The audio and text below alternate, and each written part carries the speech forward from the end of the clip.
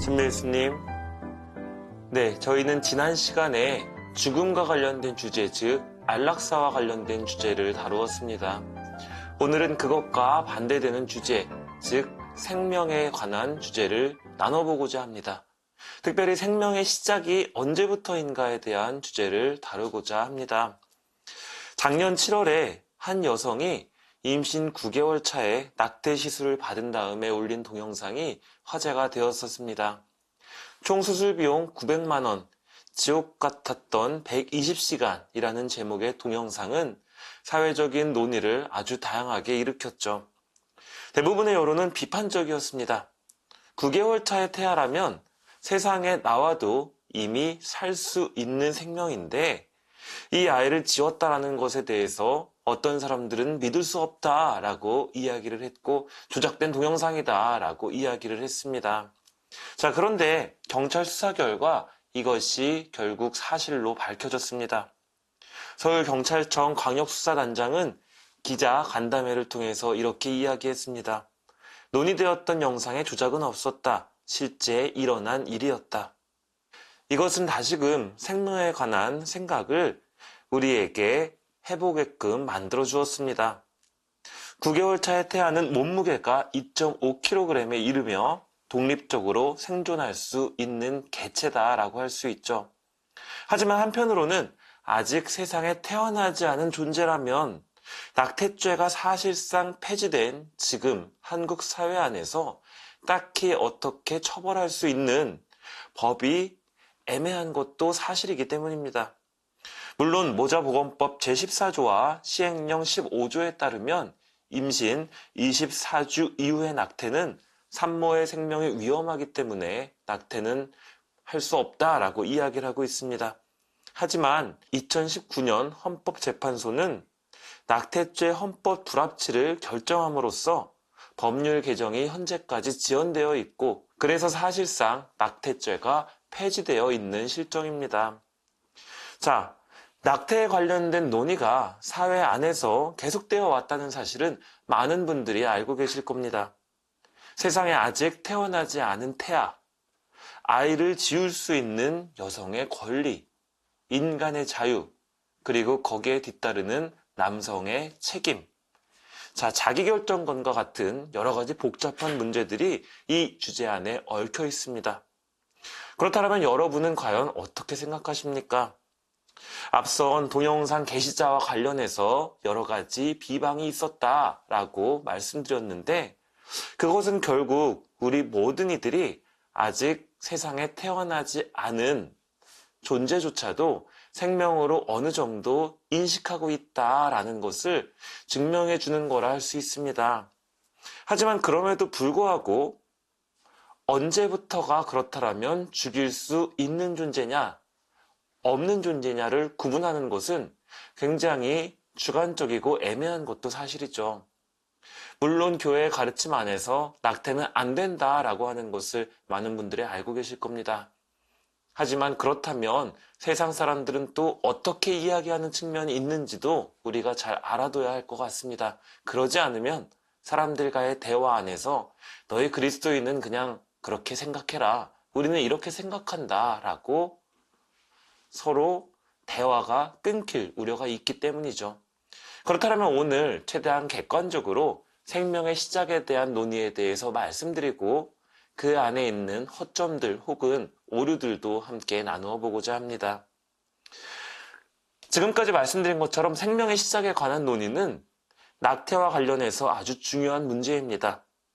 생명이 언제부터 시작되는가에 따라서 윤리적인 책임이나 사회적 비판이 부과될 수도 있고 면제될 수도 있기 때문이죠.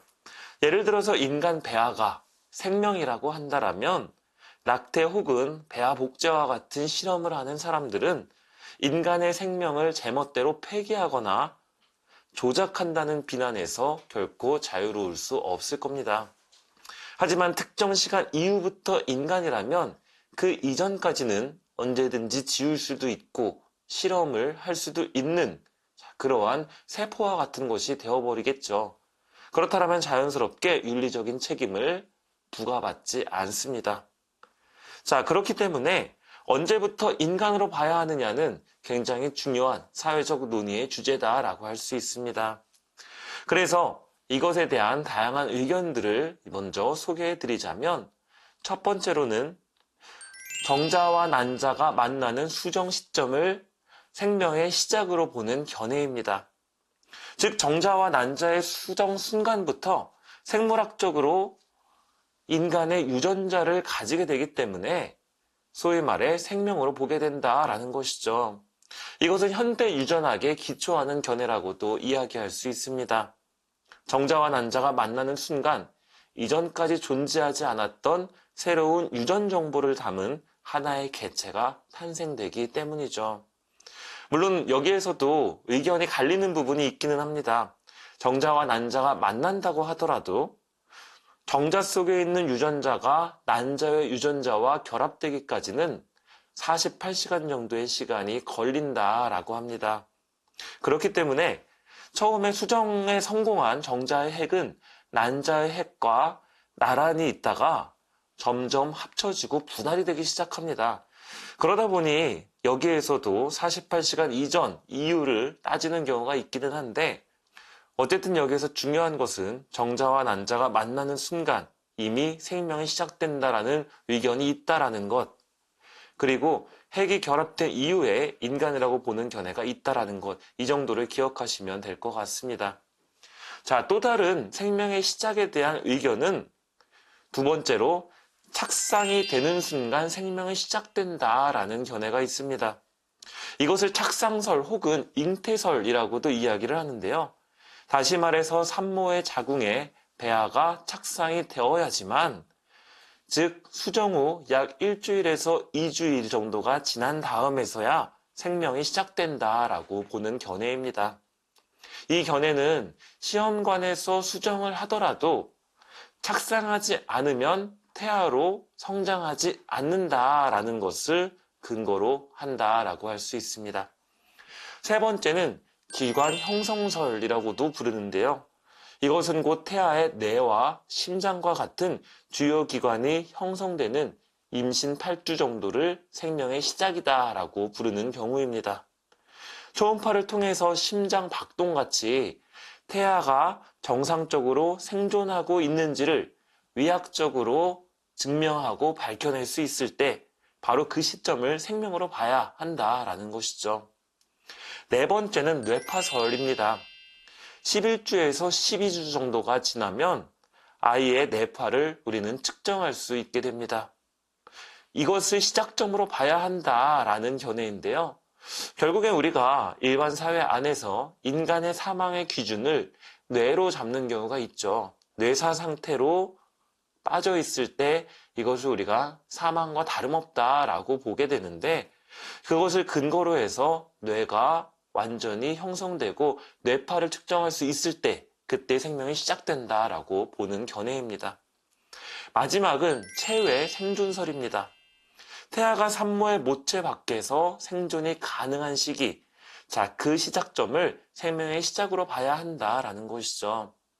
세상에 태어난 존재여야지만 우리가 어떠한 살인죄라든지 사회적 법률을 적용할 수 있듯이 결국에는 어린아이 역시도 세상에 태어나야지만 그것이 가능하다, 혹은 생존이 가능한 시점부터 그것이 가능하다라고 보는 견해입니다.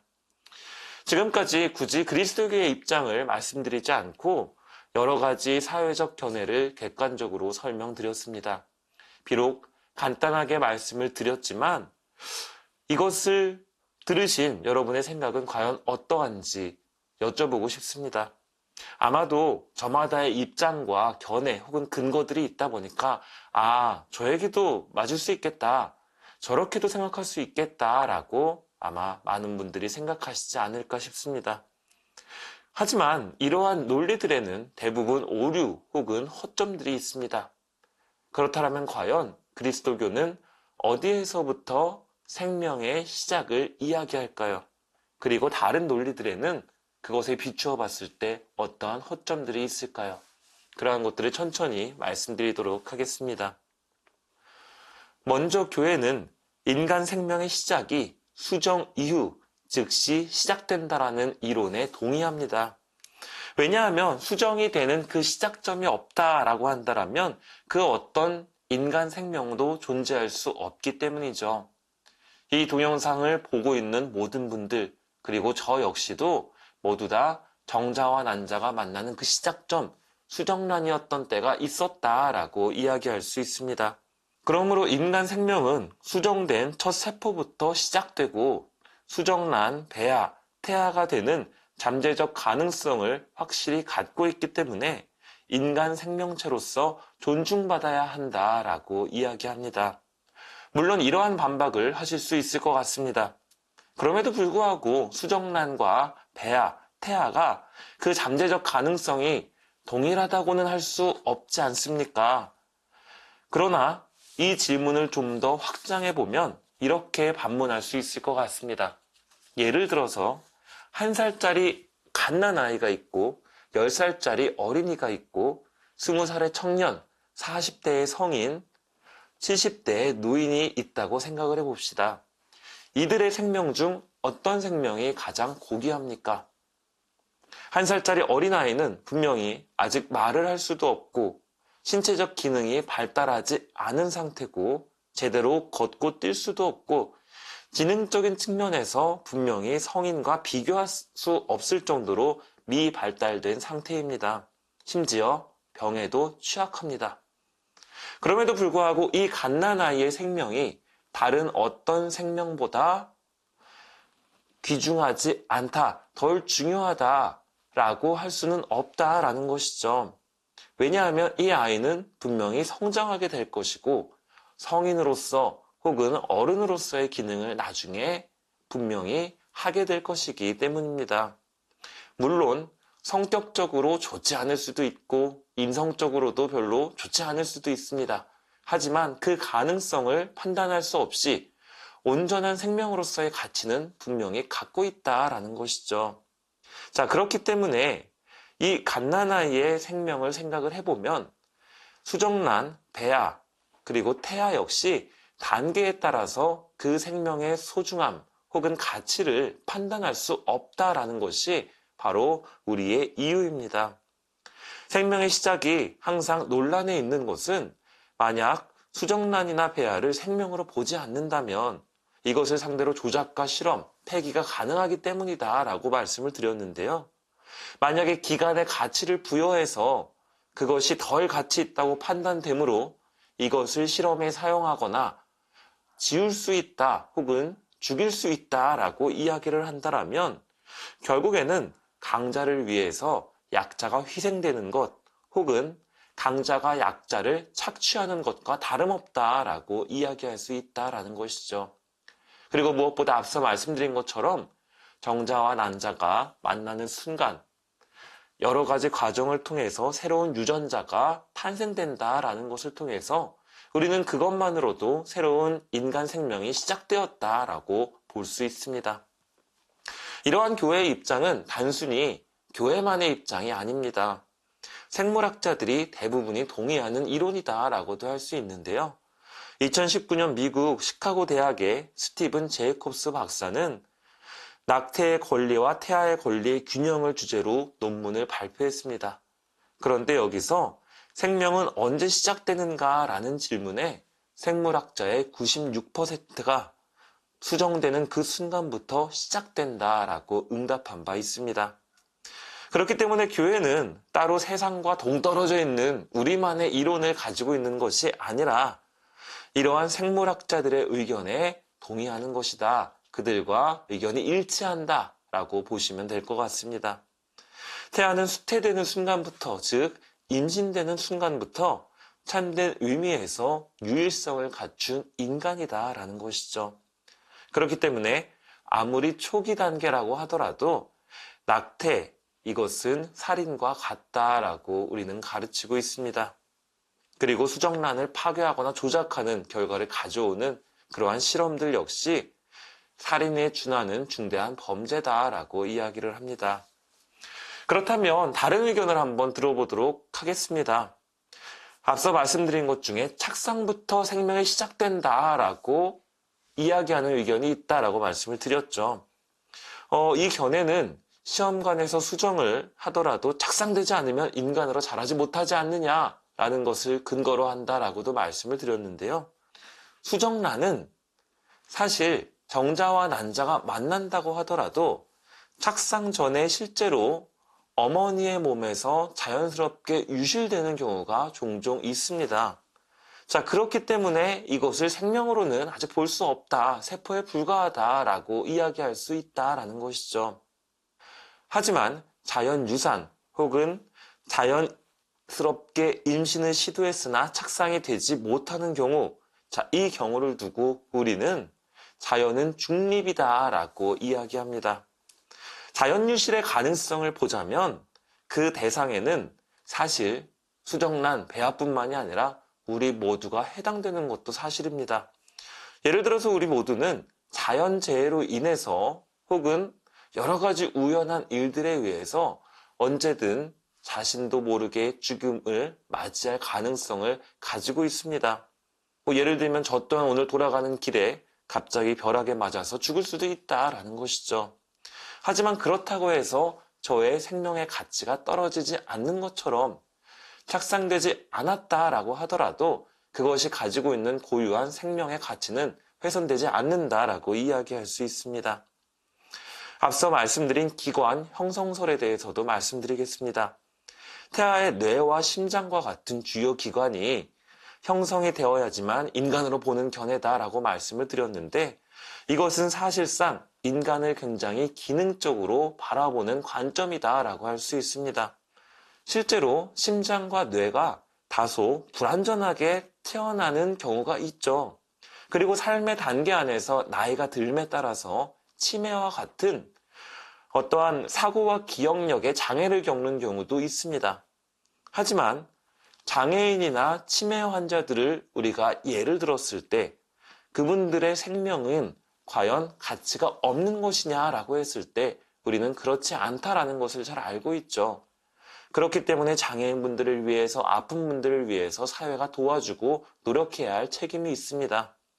이처럼 모든 생명은 주요 기관의 형성과 관계없이 고귀한 생명을 지니고 있다라는 것이죠. 체외 생존설의 경우에는 태아가 모체 밖에서 생존이 가능한 시기부터를 생명으로 보는 것이다 라고 말씀을 드렸는데요. 이것은 과학의 발전에 따라서 달라지는 형태를 지닌다라고 할 수 있습니다. 예를 들면 예전에는 태아가 체외 생존이 가능한 시기가 28주, 6개월 이상이었지만 현대는 의학의 발전으로 인해서 24주 이상이면 실제로 태어나서 생존하는 것이 가능하고 그것은 20주부터도 가능하다라고 이야기를 합니다. 그렇다면 과학 발전의 여부에 따라서 인간 생명의 가치 또한 변화되는 것일까요? 이것은 너무나도 주관적이다라는 측면에서 사실상 설득력이 떨어진다라고 할 수 있습니다. 오늘 이렇게 해서 생명의 시작에 대해서 살펴봤습니다. 이것을 위한 교회의 가르침은 다음과 같이 요약할 수 있을 것 같습니다. 첫째, 연속성에 의해 이미 인격을 가지고 있는 임신 중의 생명, 즉 수정란은 분명한 인간 생명이다라는 겁니다. 난자가 수정되는 순간부터 아버지의 것도 어머니의 것도 아닌 한 새로운 사람의 생명이 시작된다. 그것은 그 자신의 성장을 가지는 한 새로운 사람의 생명인 것이다 라고 교회는 이야기합니다. 두 번째, 이 임신 중의 생명에 대한 절대적인 생사 결정권은 부모도 타인도 아닌 생명을 주관하시는 하느님이 가지고 계신다라는 것이죠. 세 번째, 따라서 생명을 존중하지 않고 변형을 가하거나 폭력을 가하는 것은 죄이다라고 할 수 있습니다. 네 번째, 배아와 태아에게 가해지는 폭력과 살인은 하나의 인격체에 가해지는 행위임이 분명하다라는 겁니다. 마지막으로 다섯 번째, 그렇기 때문에 생명은 임신이 되는 바로 그 순간부터 최대의 배려로 보호되어야 한다라고 교회는 이야기합니다. 자, 이러한 것들처럼 우리가 가지고 있는 생명의 소중함, 그것을 우리가 다시 한번 생각해 볼 필요가 있겠고, 그 관계 안에서 하느님께서 우리를 위한 생명, 우리에게 소중한 선물로 주시는 이 생명을 귀하게 여겨야 한다라는 것을 다시금 되새길 필요가 있을 것 같습니다. 그리고 우리가 사랑의 행위를 하는 데 있어서 내가 하는 행위가 어떠한 책임을 동반하고 있는지도 분명히 생각하면서 우리가 혼인에 대한 가르침 안에서 그러한 관계를 맺어갈 수 있도록 반드시 노력해야 할 것 같습니다. 그리고 이것을 위해서 노력하고 있는 교회의 여러 가지 운동들에 관심을 가지고 함께 동참해 주시면 좋을 것 같습니다. 감사합니다.